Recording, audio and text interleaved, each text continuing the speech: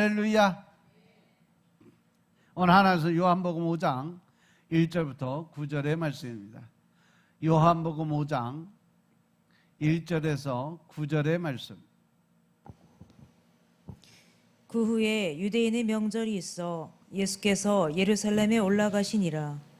예루살렘에 있는 양문 곁에 히브리 말로 베데스다라 하는 못이 있는데 거기 행각 5이 있고 그 안에 많은 병자, 소경, 절뚝발이, 혈기 마른 자들이 누워 물의 동함을 기다리니 이는 천사가 가끔 못에 내려와 물을 동하게 하는데 동한 후에 먼저 들어가는 자는 어떤 병에 걸렸든지 낫게 되밀어라.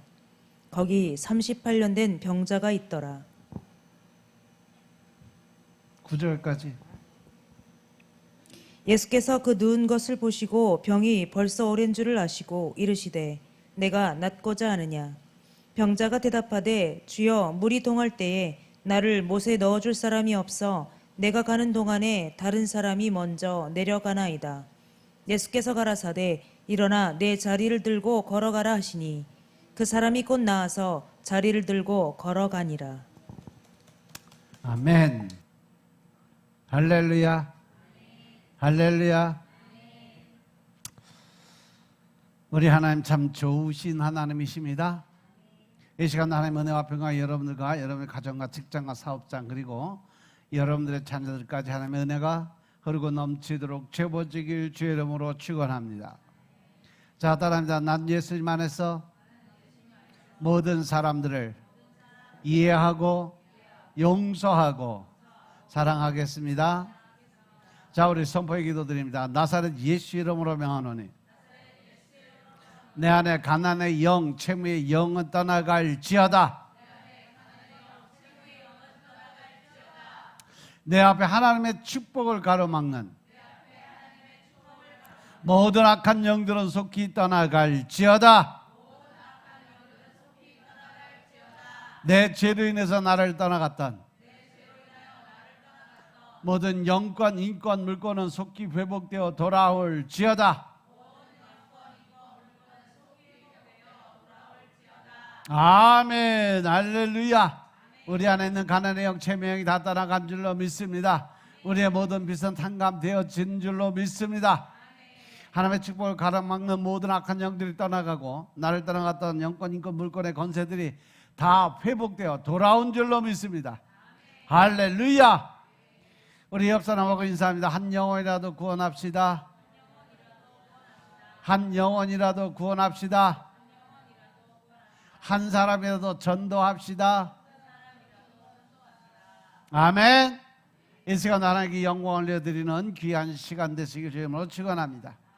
오늘 요한복음 5장 1절부터 10절의 말씀 가지고 아무도 할 수 없는 일을 하게 하시는 주님이라는 제목으로 말씀을 나누겠습니다. 따라합니다. 아무도 할 수 없는 일을 하게 하시는 주님. 아무도 할 수 없는 일을 하게 하시는 주님.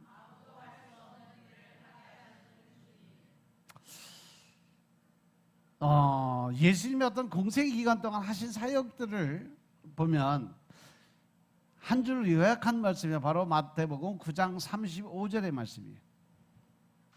예수께서 모든 도시와 마을에 두루다니사 그들의 회당에 가르치시고 천국 복음을 전파하시고 모든 병과 약한 것을 고쳐준다고 말씀하셨어요. 이 말씀에는 예수님께서 공생 기간 동안에 하신 사역을 세 가지로 압축을 했는데 첫 번째 가르치셨다는 거죠. 그리고 그 말씀을 전파했다는 거죠. 그리고 예수님 사역 중에 가장 크게 비중을 차지했던 것이 뭐냐? 바로 성령 사역, 치유 사역이었어요. 오늘 본문의 내용은 예수님의 3대 사역 중에서 바로 치유 사역의 실제적인 사건을 적어놓은 말씀이에요. 예수님의 치료 사역은요, 대부분 병자들이 어떤 요청을 하거나 또 제3자 다른 사람들이 요청을 해서 그 사역이 이루어졌어요. 그런데 오늘 본문에 나오는 치유는요, 누구 요청에 의해서 이루어진 거 아니라는 거죠. 오늘 본문에서 환자가 고침받은 장소는 예루살렘 양문 곁에 있는 베데스다 연못이에요. 그는 주님을 만났지만 주님이 누구신지도 몰랐고, 예수님께서 자기 병이 치료되리라 예수님을 통해서 자기 병이 치료될 것도 기대도 하지도 않았어. 그리고 그가 직접 주님에게 치료를 요청한 일도 없어요. 그런데 주님은요, 그를 고쳐주셨다는 거죠. 이 사건을 보면 예수께서 베데스다 연못으로 가셨어요. 그곳에 행각 5이 있었는데 행각 안에는 많은 병자들이 누워서 물의 움직임을 기다리고 있었다는 거죠. 그 이유는 천사가 가끔 이 연못에 내려와서 물을 동화했다는 거, 이게 움직이게 만들어줬다는 거예요. 물을. 그때 제일 먼저 들어가는 사람은 어떤 병에 걸렸든지 완전하게 씻음을 받기 때문에 모든 사람들이 그 기회만을 노리고 그 주위에서 먹고 살았던 거예요. 그런데 오늘 본문에 나와 있는 38년 된 이 중풍 병자가 있었어요. 그래서 예수님이 그를 찾아가죠. 그래서 예수님께서 누워있는 그를 보시고 질문을 해요. 야, 너 낫고 싶냐? 그랬더니 병자가 뭐라고 대답해요? 주여, 물이 움직일 때 나를 못에 넣어주는 사람이 없어서 내가 가는 동안에 다른 사람이 먼저 내려가서 내가 고침을 받지 못하고 있어요 라고 얘기를 해요.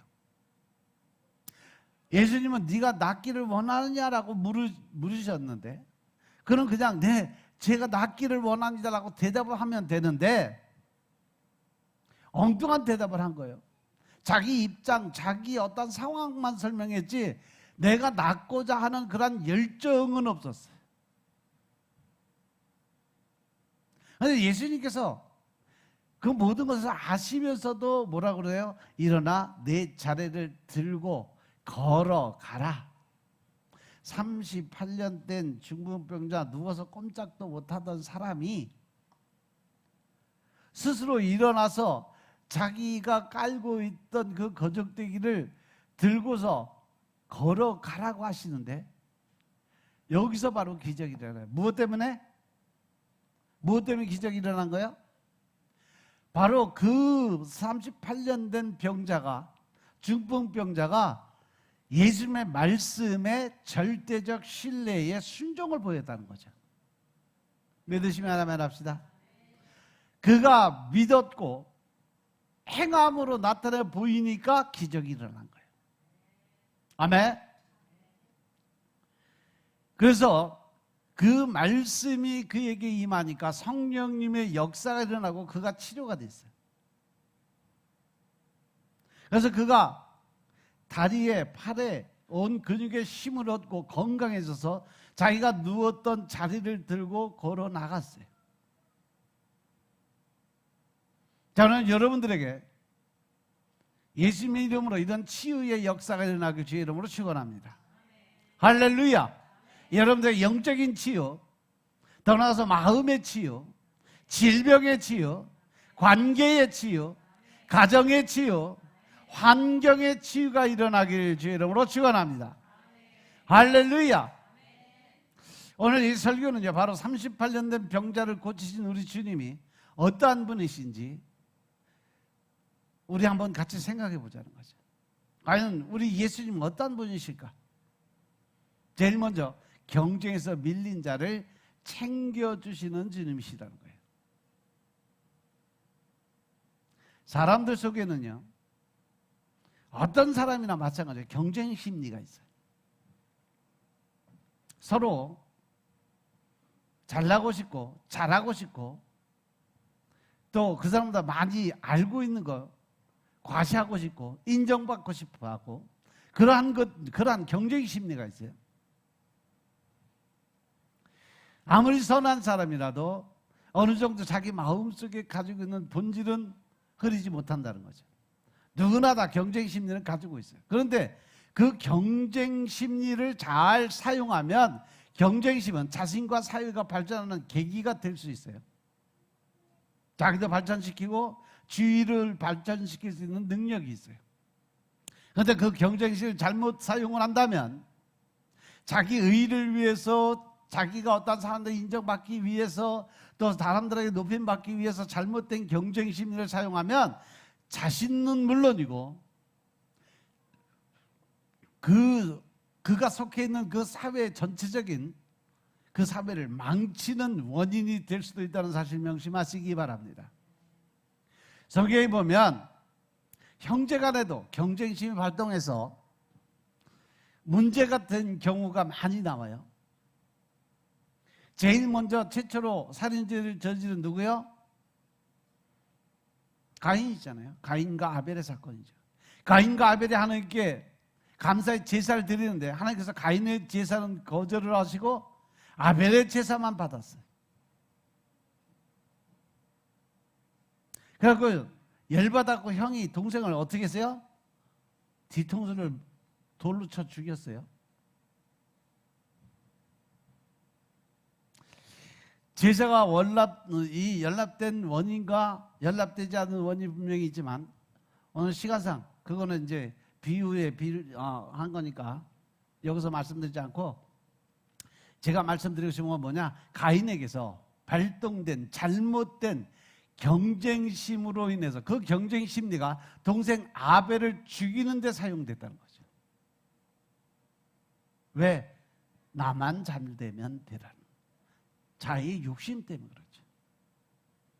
남들보다 잘나고 싶고 남들보다 인정받고 싶고 남들에게 인정받고 싶은 자기 욕구 충족이 되지 않으니까 그 문제가 되는 걸 제거시켜버리는 거예요. 이 사회도 마찬가지입니다. 우리가 내 마음에 안 드니까 내가 다른 사람도 잘나고 싶은데 다른 사람이 나보다 더 잘난 것 같이 보여. 그러면 어떻게 해요? 뒤에서 계속 험담합니다. 그 사람을 판단하고 정죄하고 심판하고 다른 사람들로 인해서 그 사람이 잘못 생각하고 있다는 인식을 자꾸 심어줘요. 이게 바로 보이지 않는 살인죄예요. 그 영혼을 죽이는 일이에요.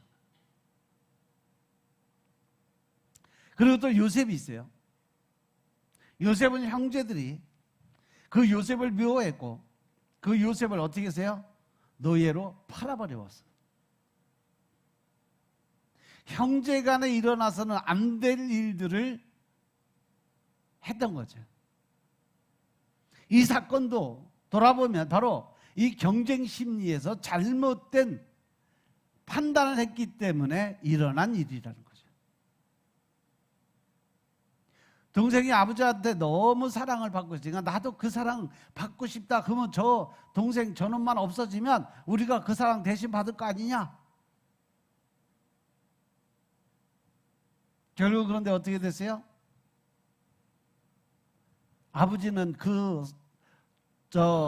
떠나버린 막내만을 위해서 평생을 그리워하며 살았지 형들한테 잘해줬다는 소리 한마디도 없어요.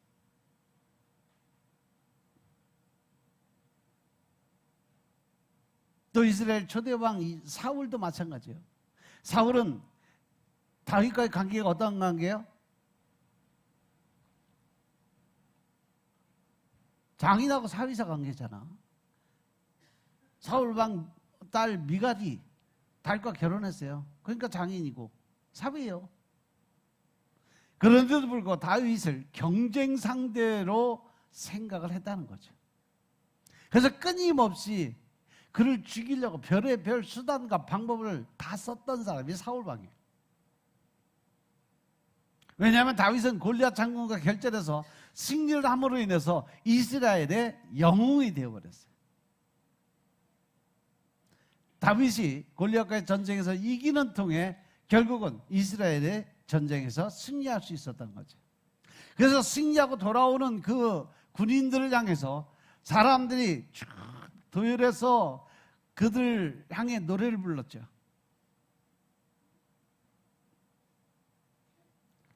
그런데 사울 왕이요, 백성들이 다윗을 높이는 것을 견딜 수가 없어서, 왜냐하면 그 여인들이 뭐라고 노래했냐면 사울이 죽인 자는 천천히요 다윗은 만만이로다 하는 그러한 말이에요.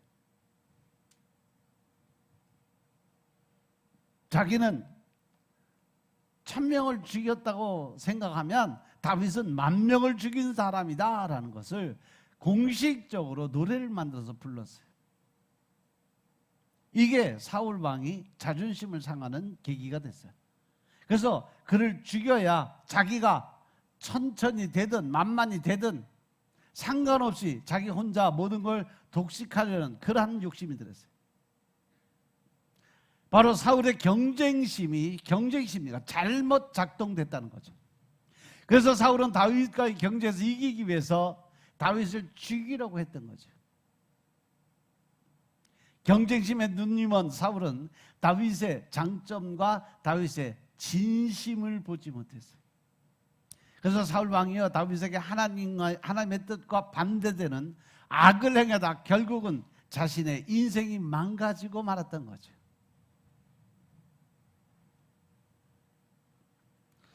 뭐 그렇다고 해서 경쟁 심리가 꼭 나쁜 것만 아니에요. 왜냐하면 사람들은 경쟁을 통해서 성장해 나아가기 때문에 그래요. 서로 경쟁할 대상이 없으면 무기력해져요. 나약해져요. 또 편안하니까 게을러져요. 경쟁할 상대가 있어야 열심을 내고 더 열심히 서로 선의의 경쟁을 했을 때 모든 사회의 부강이 찾아올 수 있다는 거죠. 문제는 세상 풍조죠. 세상 풍조는 경쟁에서 뒤처지면 도태가 돼요. 경쟁에서 밀린다는 것은 가볍게 생각하면 자존심의 문제지만 깊이 들어가 보면 생존의 문제예요. 그래서 어떤 사람이든지 경쟁의 구도에 들어가면 내가 꼭 이겨야 된다는 압박감, 중압감을 가지고 살 수밖에 없다는 거죠. 어떤 사람이 친구와 함께 밀림을 막 열심히 헤쳐나가고 있는데 사자가 그들 앞에 나타났어요. 그런데 그 한 친구는 놀라서 급하게 열심히 도망가고 있는데 도망가서 보니까 그 친구는요 그 자리에 앉아서 바로 신발끈을 조종해서 꽉 조여 매더래. 그래서 그 도망가는 친구의 얘기를 하면 야 네가 아무리 신발끈을 단단히 맨다고 해서 저 사자보다 빠를 수 있을 것 같으냐? 빨리 뛰어! 그 말을 들은 친구가 뭐라고 얘기했을까? 야 내가 아무리 빨리 달려도 사자보다 빠를 수는 없지만 너보다는 빠를 것 같아. 그러니까 내가 너 앞질러서 도망가고 너가 잡혀 먹는 동안 난 딴 데로 튈 수 있어. 그러니까 너나 열심히 달려. 친구를 밟고 일어서서 자기 혼자 도망가겠다는 얘기예요. 이것이 바로 세상의 풍조를 따라가는 경쟁심을 잘 표현해주는 그러한 모습이 아닐까 생각했어요. 이렇게 사람들은 누구나 경쟁심을 가지고 살아가요. 그 밀림 지역에서 친구는 잡혀 먹어도 나는 살아야 된다는 그런 경쟁 심리가 항상 마음속에 들어가 있다는 거죠. 세상 풍조는요, 경쟁에서 이긴 자는 살아나고 경쟁에서 뒤처진 사람은 도태되게 되어 있다는 거예요. 그래서 사람들은 자기 개발에 온 힘을 다 쓰는 거예요. 프로 운동선수들이요,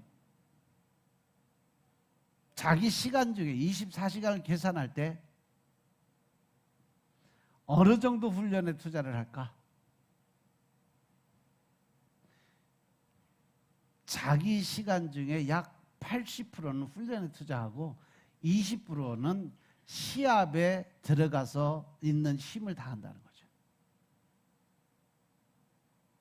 그만큼 자기의 그 프로의식을 갖기 위해서 그들은 24시간 중에 20시간은 연습하는 데 사용하는 거예요. 나머지 4시간은 시합할 때 전심을 다하기 위해서 이 자기의 어떤 능력을 한 번에 쓸 수 있는 방법을 연구하는 데 쓴다는 거죠.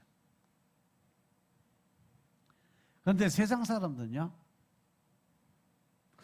한 조사에 의하면 대부분 직장인들이 자기 시간의 99%는 자기가 속해 있는 일에 전심을 다한대요. 그리고 자기 개발에 투자하는 시간은 바로 1%밖에 안 되는 거죠.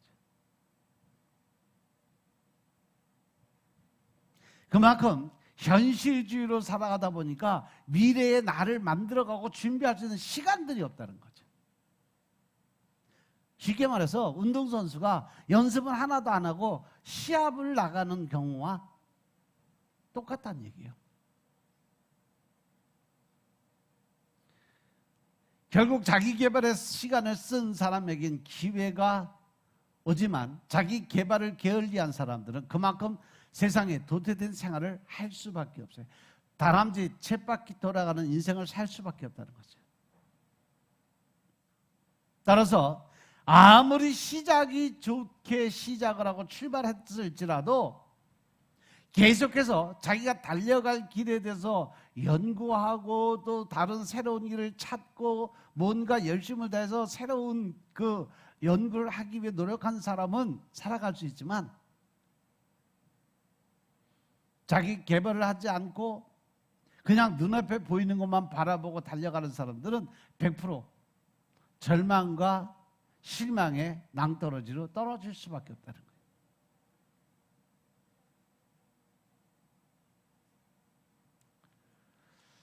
홍희숙 박사, 그 양반이 이러한 도전을 했어요.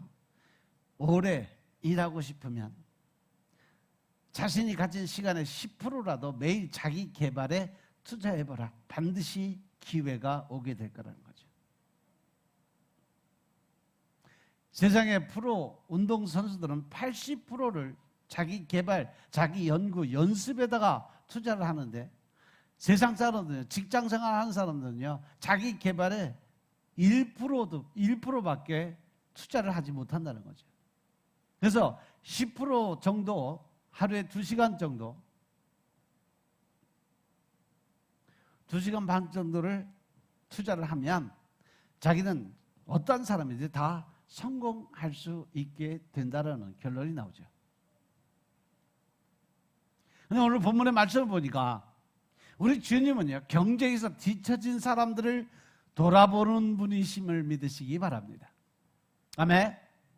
본문에 나오는 38년 된 병자는 경쟁에서 뒤처진 사람이었어요. 앞서 나갈 수도 없는 사람이에요. 말씀에서 보다시피 이 베데스다 연못에 신기한 일이 일어났어요. 천사가 가끔 이 연못에 내려와서 물을 움직이는데 그때 어떠한 병이 걸렸든지 가장 먼저 물에 들어간 사람은 치료가 되는 그런 사건. 그 소문이 나니까 그 베데스다 연못 주위에는요, 많은 사람들이 모여들었다는 거죠. 그런데 항상 그것을 치료받는 사람은 단 한 사람밖에 없어요. 그 많은 사람들 중에서 가장 먼저 물에 들어가는 사람은 한 사람밖에 없으니까 그 한 사람만 치료가 됐다는 거예요.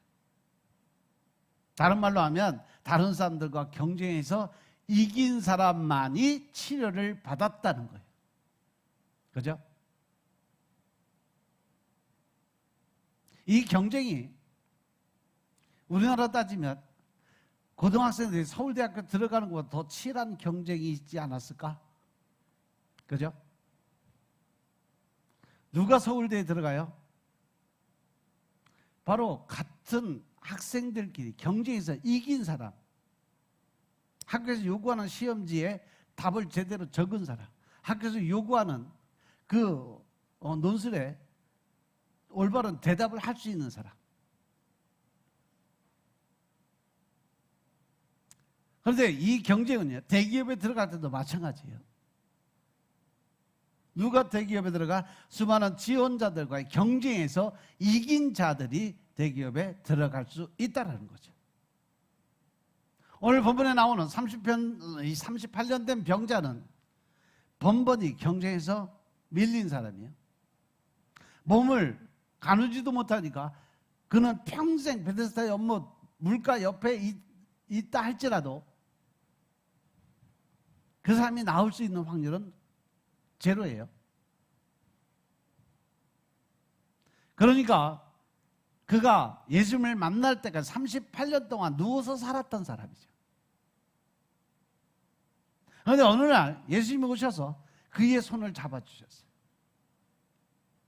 우리 주님은 수많은 경쟁에서 패배하고 비참한 병자의 모습으로 있던 그 사람을 만나 주셨다는 거죠. 그리고 그를 치료하셨어요. 주님은 경쟁에서 패배한 그 사람에게 은혜를 베풀어 주신 거죠. 바로 이 모습이 우리들이 구원받은 논리와 같이 맞아떨어진다는 거예요.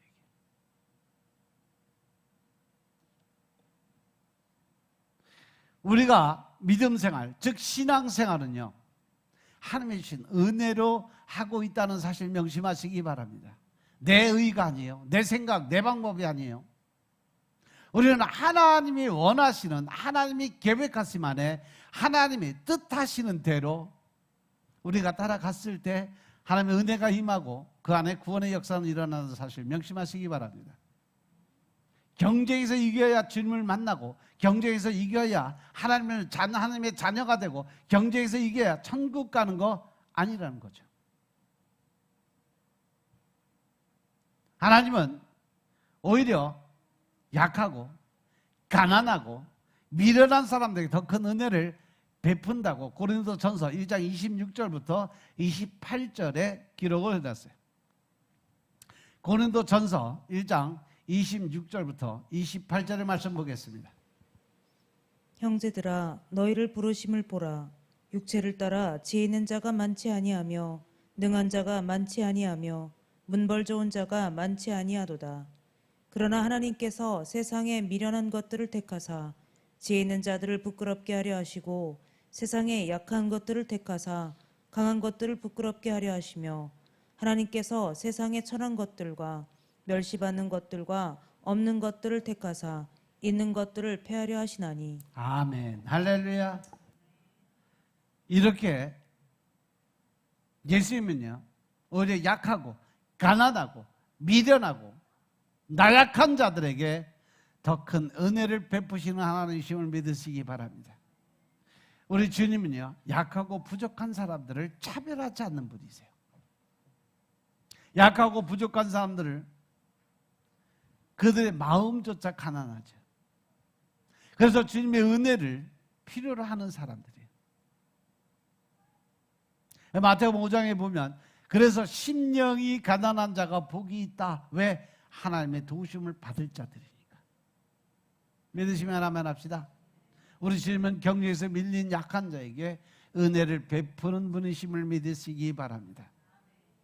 두 번째는 뭐냐? 아무도 하게 할 수 없었던 일을 하게 하시는 주님이시라는 거죠. 베데스다 연못에서 주님을 만난 이 사람은 자신의 능력으로는 할 수 있는 것이 아무것도 없었어요. 또 다른 사람들도 아무도 그를 고칠 수 있는 능력이 없었어요. 의사도 포기한 상태니까. 더군다나 그는 천사가 물을 움직일 때 다른 사람들보다 먼저 그 베데스다 연못으로 들어갈 수 있는 조건도 갖지 않았어요. 또 늘 누워 살다 보니까 그에겐 친구도 없었다는 거죠. 그래서 그 사람이 물이 움직일 때 제일 먼저 들어가게끔 도와줄 친구들이 없었어요. 본문 7절에 보니까 주여 물이 움직일 때 나를 못에 넣어주는 사람이 없어 내가 가는 동안에 다른 사람이 먼저 내려갔다고 그랬어요. 천사가 물을 움직일 때 이 사람을 도와주는 사람이 없었다는 얘기예요. 나를 돕는 자가 아무도 없었다. 근데 우리 옛말이 있죠. 김병에 효자가 없다. 이 사람의 입장에서 보면 아마 초창기에는 안타까워하고 옆에서 이렇게 도와주고 그런 사람들이 많이 있었을 것 같아요. 근데 이 사람이 몇 년을 누워 있었어? 38년 동안 환자 생활하니까 그 주위에 있는 사람이 질려서 다 떠나버린 거예요. 그동안 가족도 친구도 결국은 다 떠나버렸어요. 그래서 이 사람이 별로 치료받을 방법이 없었다는 거죠. 그런데 그러한 그를 주님이 직접 찾아가셨음을 믿으시기 바랍니다. 그리고 주님이 그를 치료해 주셨다는 사실이죠. 하나님의 말씀이 성경에는 약한 자를 통해서 위대하게 역사하시는 하나님의 역사를 많이 기록해 놓았어요. 그래서 가장 잘 보여주는 성경 구절이 앞에서 함께 읽었던 바로 고린도전서 1장 26절부터 28절이에요. 우리 다시 한번 볼까요? 같이 한번 읽겠습니다. 형제들아 너희를 부르심을 보라. 육체를 따라 지혜로운 자가 많지 아니하며 능한 자가 많지 아니하며 문벌 좋은 자가 많지 아니하도다. 그러나 하나님께서 세상의 미련한 것들을 택하사 지혜 있는 자들을 부끄럽게 하시려고 세상의 약한 것들을 택하사 강한 것들을 부끄럽게 하려 하시며 하나님께서 세상의 천한 것들과 멸시받는 것들과 없는 것들을 택하사 있는 것들을 폐하려 하시나니. 할렐루야. 어떻게 미련한 사람들이 지혜 있는 사람들을 부끄럽게 할 수 있을까? 어떻게 약한 사람들이 강한 사람들을 부끄럽게 할 수 있을까? 어떻게 천하고 멸시받고 없는 사람들이 있는 사람들을 폐할 수 있을까? 우리의 인간적인 생각과 지식 가지고는 그건 도저히 이루어질 수 없는 일이에요. 그런데 주님이 능력을 주시면 우리는 모든 것을 할 수 있다. 믿으시면 아멘 합시다. 성경에 보면 사람의 힘으로 못하고 능력으로도 할 수 없는 일이 하나님의 능력으로 하게 되는 경우가 많이 나와요. 이스라엘 백성들이 홍해를 건너가는 거, 이스라엘 백성들의 능력으로는 죽을 수밖에 없는 자리예요. 진퇴양난이에요. 앞에는 홍해 물이 가로막고 있고 뒤에는 애굽 병사들이 대전차 군단이 쫓아와요.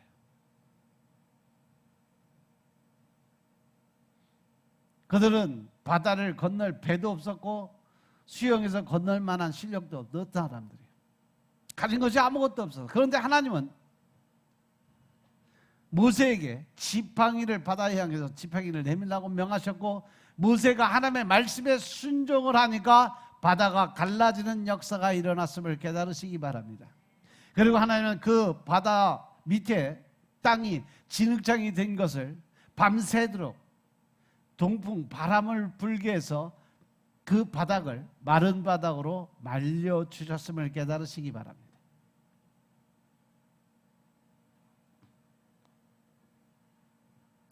홍해를 건넌 사건은요, 바로 신앙생활하는 우리가 거듭나고 하나님의 자녀가 되는 것이 우리의 힘으로 되는 것이 아니라 하나님의 은혜로 된 것임을 보여주고 계심을 깨달으시기 바랍니다. 이스라엘 백성들이 광야 생활을 할 때 하나님은 놀라운 능력으로 광야 생활을 하게 하셨어요. 하늘에서 만나와 메추라기가 내리게 하시고 40년간 그가 광야에서 먹고 마시고 살게 만들어 주셨어요. 물이 필요할 때는 반석에서 샘물이 나게 하시고 마시게 하셨어요. 적들이 나타나면 손만 들고 기도만 드려도 이기는 역사가 일어났음을 믿으시기 바랍니다. 이렇게 이스라엘 백성들의 광야 생활은 신앙생활하는 우리가 이 세상에서 하나님의 은혜로 사는 것을 잘 보여주고 있다는 사실을 명심하시기 바랍니다.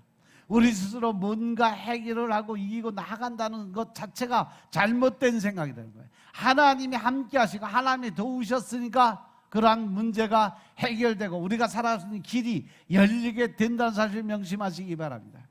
이스라엘 백성들이 가나안에 들어갈 때 하나님의 명령대로 제사장들이 법궤를 메고 요단강을 막 들어가 첫 발을 내디디니까 어떻게 됐어요?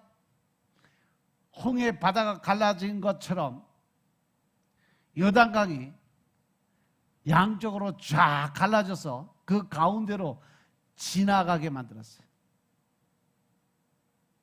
견고한 성 여리고도 하나님의 말씀대로 일주일 동안 돌고 마지막 날 소리를 질렀더니 여리고성이 무너졌어요. 참고로 여리고성의 성벽 두께가 약 8m예요. 가운데 강이 하나 흘러갔어요. 그래서 그 성벽이 약 4중벽인데 그 벽을 한순간에 무너뜨리신 분이 하나님이심을 깨달으시기 바랍니다. 이스라엘 백성들의 가나안 입장은 우리가 천국에 들어가는 것이 하나님의 은혜로 된다는 것을 보여준 것임을 깨달으시기 바랍니다. 따라서 우리의 신앙생활은요, 우리 능력으로 하는 것이 아니에요. 바로 하나님의 주시는 은혜로 우리가 신앙생활하고 믿음생활을 하고 있다는 사실 명심하시기 바랍니다.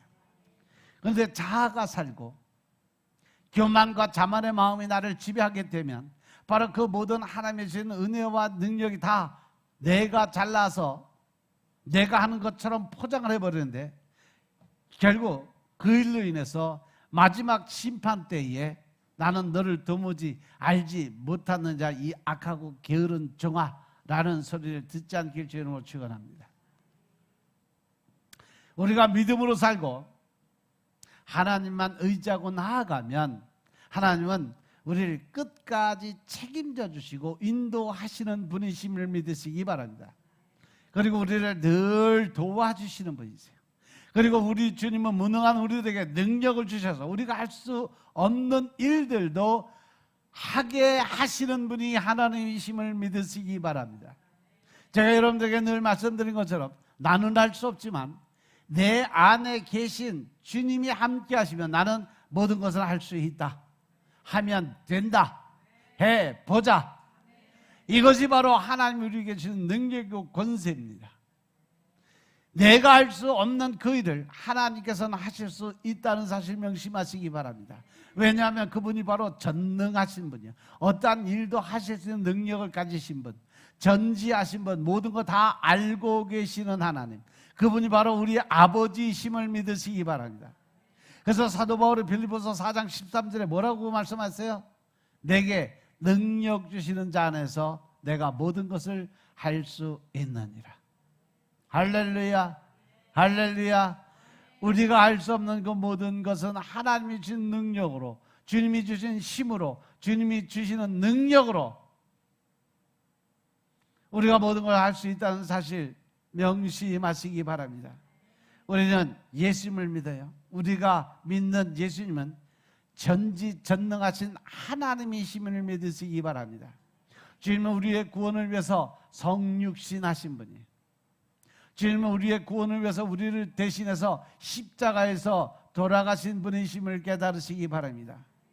그리고 그 주님이 사흘 만에 부활의 영을 가지고 우리에게 오셔서 우리에게 영원한 생명을 주시는, 영원히 죽지 아니하는 그러한 삶의 영적인 삶을 살게 만들어준 분이심을 깨달으시기 바랍니다.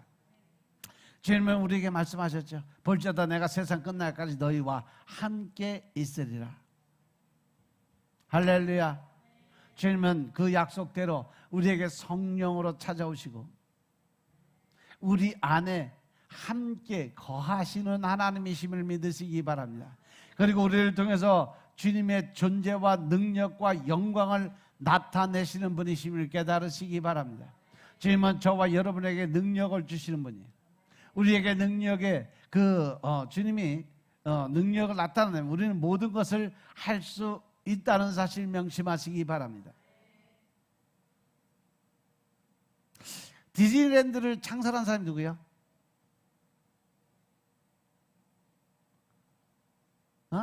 월트 디즈니잖아. 디즈니랜드 만든 사람이요, 월트 디즈니예요. 근데 이 월트 디즈니라는 사람이요, 엄청나게 진짜 똥구멍이 째지게 가난하게 살았던 사람이에요. 학교도 고등학교밖에 안 나왔어요. 근데 그가 가지고 있는 은사가 뭐였냐면 그림 그리는데 특별한 은사가 있었어요. 그래서 고등학교 졸업하고 학교를 갈 수가 없어서 등록금이 없어 대학교 가려는데. 그래서 만화를 그려서 생계를 유지했어요.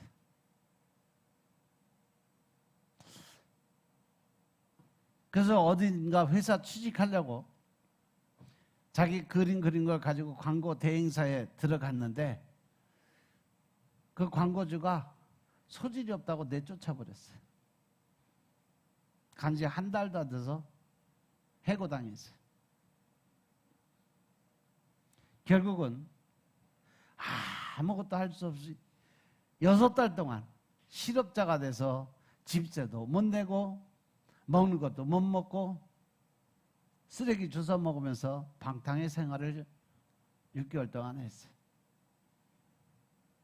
그런데 어느 날 교회 십자가를 바라보고 교회에 들어가서 눈물을 흘리며 기도를 드립니다.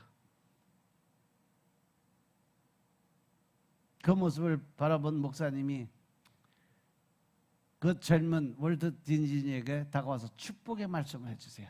형제야, 다른 사람은 형제를 버릴지 몰라도 하나님이 결코 당신을 버리지 않으십니다. 그러므로 용기를 내세요. 그 말씀에 용기를 얻었지만 월트 디즈니가 갈 곳은 없었어요. 그래서 목사님이 교회 창고에서 일단 먹고 자라고 창고를 내줬어요. 그런데 창고에서 잠을 자다 보니까 매일 밤 찾아오는 게 뭐가 찾아와? 생쥐가 찾아 들어온 거예요. 그래서 무심코 들여다보다가 저거 좀 그려봐야 되겠다. 그때부터 이 월트 디즈니가 생쥐 그림을 그리기 시작을 했는데 그것이 바로 지금의 미키마우스예요. 아마 이것이 동물 캐릭터로 역사상 가장 유명한 캐릭터가 아니었을까. 지금도 전 세계 어른이나 아이 할 거 없이 다 좋아하는 가난의 영을 품고 있는 쥐새끼요. 여러분들 미키마우스 이쁘다고 옷 입고 다니면 가난의 영이 여러분들 쫓아다니면서 계속 돈 옆으로 세게 만들어.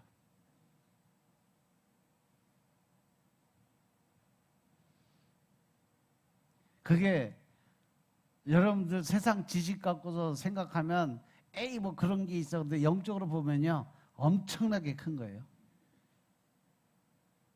그래서 여러분들 옷 살 때 그림 있는 거 가능하면 사지 말고 거기 영어 써 있는데 내용을 들여다보면 별의별 그 영문들이 너무 많아요. 특히 사단 마귀들이랑 교묘하게 하나님 욕하고 예수님 욕하는 소리들이 엄청나게 많이 써 있어요. 근데 그거 이쁘다고 멋있다고 입고 돌아다니면 길거리 다니면서 하나님 욕하고 돌아다니는 거 똑같은 거예요.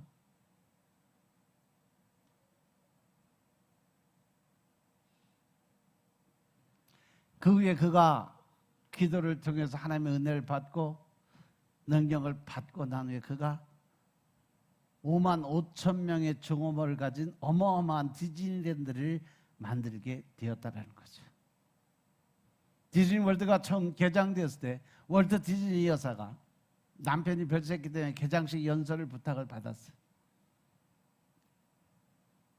월트 디즈니는요, 디즈니랜드가 개장하기 이전에 그거 준비만 하고 환상으로 그 모든 것을 보고 죽었어요.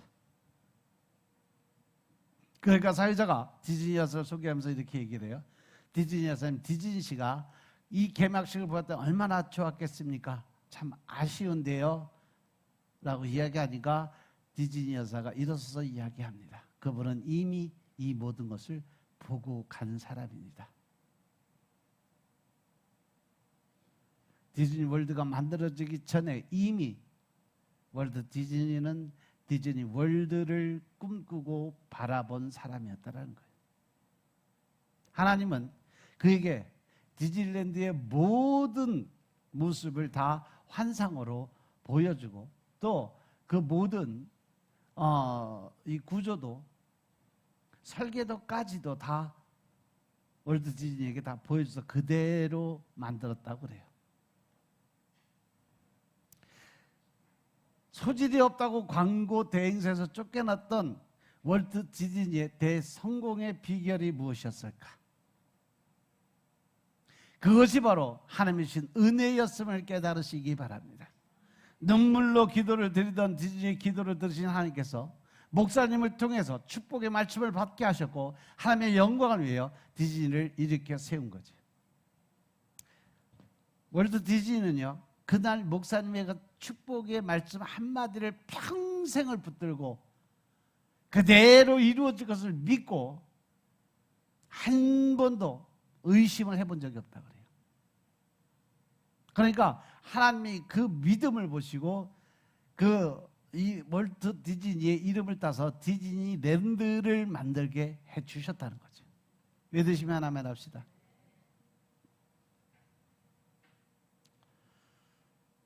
디즈니의 능력 주시는 주님 안에서 성공한 케이스의 사람입니다. 믿음은 우리가 누구를, 무엇을 믿느냐, 이 믿는 대상이 중요해요. 인간의 잠재력을 믿고 열심히 사는 사람은 신념의 사람이에요. 우리는 우리가 가진 잠재력을 믿는 사람들이 되어서는 절대 안 된다는 거죠. 우리는 신념의 사람이 되어서는 안 돼요. 믿음의 사람이 되어야 된다는 사실 명심하시기 바랍니다. 내가 할 수 없는데 주님이 하게 하신다는 믿음을 가져야 된다는 거죠. 구원의 그 구원도 믿음의 역사예요. 내가 나의 잠재력을 믿어서 구원받는 것이 아니에요. 나는 죄인이지만 주님이 나를 대신 십자가에 못 박혀서 죄값을 지불했다고 믿었을 때, 그래서 내가 구속과 대속의 은혜로 죄인에서 의인으로 바뀌었을 때 죄사함을 받고 구원을 받는다는 사실 명심하시기 바랍니다. 나의 생활 속에서 일어나는 하나님의 역사도 마찬가지예요. 무슨 일을 하든지 열심히 노력하는 삶을 살아야 된다는 거예요. 하지만 그것만으로 하나님의 역사는 일어날 수 없다는 거죠. 내가 부족해도 하나님을 믿고 하나님의 역사를 기대할 때, 그 하나님이 일하실 것을 믿을 때 하나님께서 내게 능력을 주시고 내가 하나님의 역사의 통로가 될 수 있다는 사실을 늘 명심하시기 바랍니다. 부모님들의 가장 관심이 뭘까? 최정 집사의 자녀들에게 대한 가장 큰 관심이 뭐예요? 자녀들이 성공하는 거지. 좋은 대학 가서 딸내미들이니까 좋은 남자 만나서 행복한 가정 꾸미고 사는 거. 옛날에 우리 이때 이 개그가 있었어요. 아이가 태어나면 첫 번째로 먹이는 우유가 뭐예요? 천재가 되라고 아인슈타인 먹이에요. 옛날에 그래서 아인슈타인은 엄청나게 먹였어요. 그럼 초등학교 들어가면 바뀌어요. 에? 서울대 가라고 서울우유 먹이지. 중학생이 되면 또 좀 낮아져. 그래도 연세대로 가고 연세우유 먹이지. 그러다 고등학생 되면 에? 뭐? 건국우유. 2차선이라도 2호선이라도 타고 다니라고 건국우유 먹이죠. 건국대라도 가라고. 그러면 고3 되면 무슨 우유 먹일까? 매일매일 건강하게 잘 자라라고 매일 우유 먹였어. 그래서 아인슈타인이 서울우유 되고 서울우유가 연세우유 되고 연세우유가 건국우유가 되고 그 다음에 매일매일 건강하게 잘 자라라 그래서 매일 우유 먹인다고 그래요. 옛날에 자녀가 공부 잘해서 좋은 대학 들어가고 사회에서 성공하기 바라는 부모들의 교육열을 보여주는 유머예요. 근데 이거 실제적으로 많이 이대로 산 사람도 있어. 근데 이러한 유머는요, 예수님을 모르는 사람들에게 적용되는 유머라는 거죠. 신앙이 없는 부모는 한결같은 소원은 자녀가 공부도 잘하고 좋은 대학에 가고 좋은 직업을 갖고 돈도 많이 벌면서 잘 살기 바라는 거. 그죠? 그런데 예수 믿는 그리스도인, 크리스찬의 부모는 분명히 생각이 달라야 된다는 거예요. 그리스도인 부모에게는 자녀의 성공보다 중요한 것이 자녀의 삶의 거룩이고, 자녀의 성공보다 중요한 것이 자녀가 받은 사명이라는 거죠. 부모는 자녀의 장래를 위해서 반드시 해야 할 일이 있어요. 첫 번째, 신앙교육이에요. 믿음으로 살아갈 수 있게 매일 말씀과 기도를 훈련시켜야 된다는 거죠. 두 번째는 사랑을 공급해 줄 알아야 된다는 거죠. 세 번째, 그들의 필요를 채워주는 거고, 네 번째, 올바른 방향을 제시해 줄 수 있어야 된다는 거예요. 어디 안에서? 말씀 안에서. 이건 부모가 직접 하는 것이 아니라 하나님 안에서 올바른 방향을 잡도록 인도해 줄 수 있어야 되는 거예요. 그리고 마지막으로 해야 될 것이 뭐냐? 바로 늘 자녀를 위한 기도를 게을리하면 안 된다는 거죠. 지금 전 세계에 가장 잘된 사람들, 가장 부자, 가장 똑똑한 사람, 또 가장 용감한 사람들, 또 나라를, 국가를, 세계를 위해서 뭔가 이루어진 사람들 중에 대부분의 사람들이 다, 거의가 다 부모의, 어머니의 기도가 뒤에 있었던 사람들이라는 사실 명심하시기 바랍니다. 예를 들어서 우리나라 메가더 장군이 없었다면 우리는 이미 이 땅은 공산화가 될 확률이 99%였어요. 그러니까 우리가 뭐 김집사님, 이집사님 이거 못해, 이동무, 김동무 이러고 살아야 될 나라에 우리가 살 수도 있었다는 거예요. 메가더 장군이 한국군 사령관으로 임명을 받고 인천 상륙작전을 계획했죠. 메가더 장군이 참모들과 함께 바다에서 육지에 전쟁을 역사적 연구를 시작을 했어요. 바다에서 육지로 올라오는 전쟁을 500번의 전투가 있었는데 그 중에 노르망디 상륙작전 한 번만 성공하고 나머지 499번은 실패한 사건. 그런데 메가더 장군의 정신세계가 남들보다 좀 특별한 사람이었어요. 그 한 번의 성공이 결국 하나님이 함께 하셨기 때문에 일어난 일이다. 그러니까 그때 일하신 하나님이 지금도 우리를 위해서 일할 것이라는 거죠. 메가더 장군이 한 번이라도 성공했다는 것을 적극적으로 받아들여서 그가 했으니까 나도 할 수 있다, 이런 결론을 내리게 돼요. 그래서 메가더 장군이 500분의 1의 성공 가능성을 보고 그 작전을 하나님 손에 맡기고 기도를 시작을 합니다. 그리고 하나님의 은혜로 인천 상륙작전에 성공해서 서울을 수복하고 북진을 할 수 있었어요.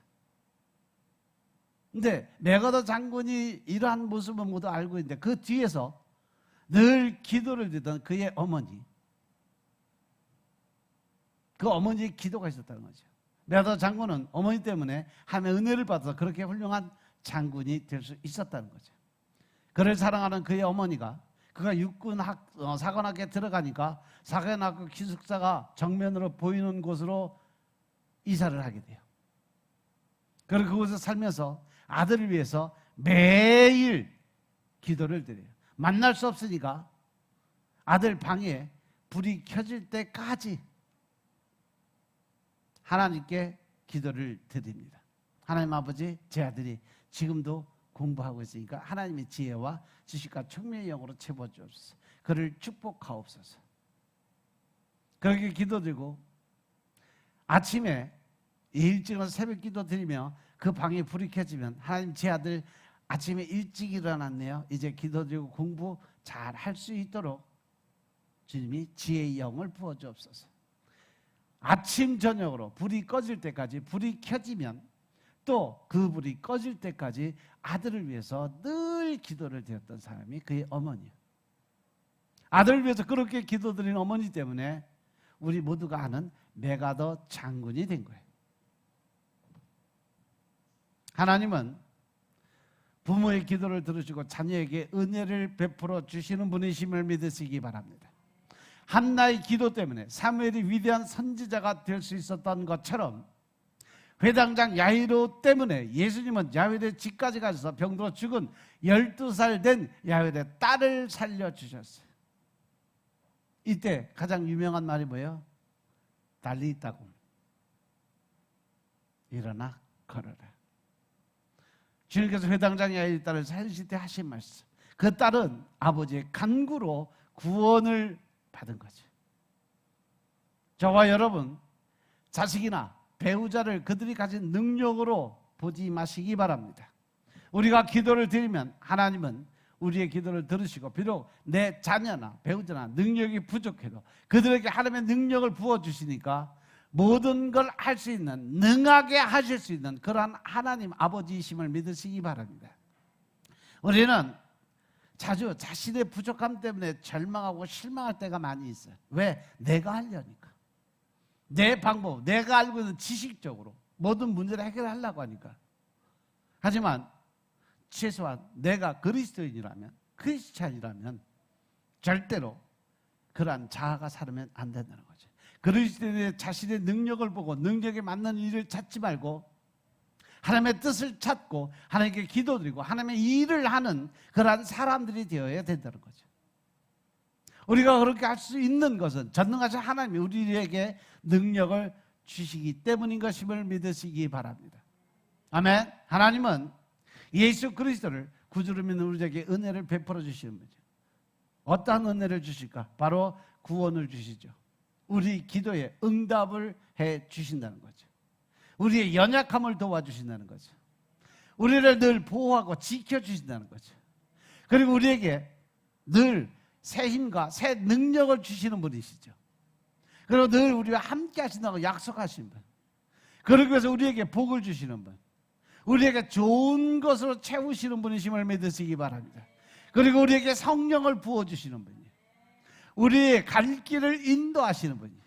우리에게 담대함을 주시는 분이에요.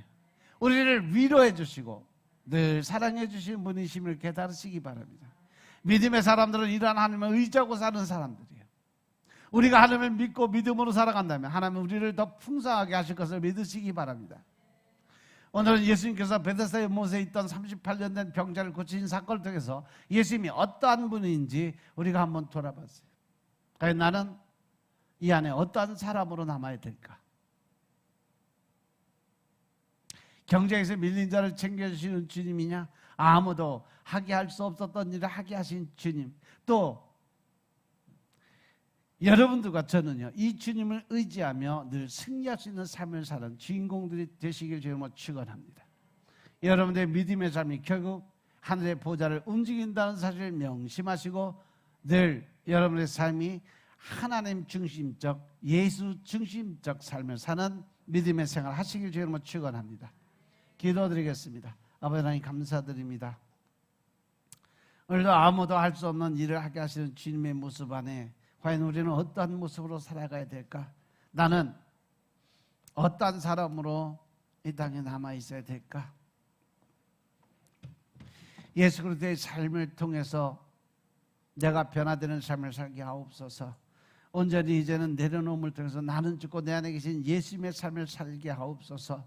온유하고 겸손한 자의 삶을 살게 하시고 남을 판단하고 정죄하기보다는 내 자신을 돌아보고 내 안에 있는 들보를 제거할 수 있는 능력이 임하게 할 수 있도록 주님이 축복하옵소서. 온전한 것 주님께 다 맡기길 원합니다. 하나님의 계획하시고 뜻하신 대로 우리의 삶이 변화되기 원하오니 성령님 임하시고 우리의 삶을 새롭게 변화시켜 주옵소서. 모든 말씀 우리 주 예수 그리스도의 이름으로 감사드리며 기도드렸사옵나이다. 아멘. 우리 찬양 드리고 기도 드리시겠습니다.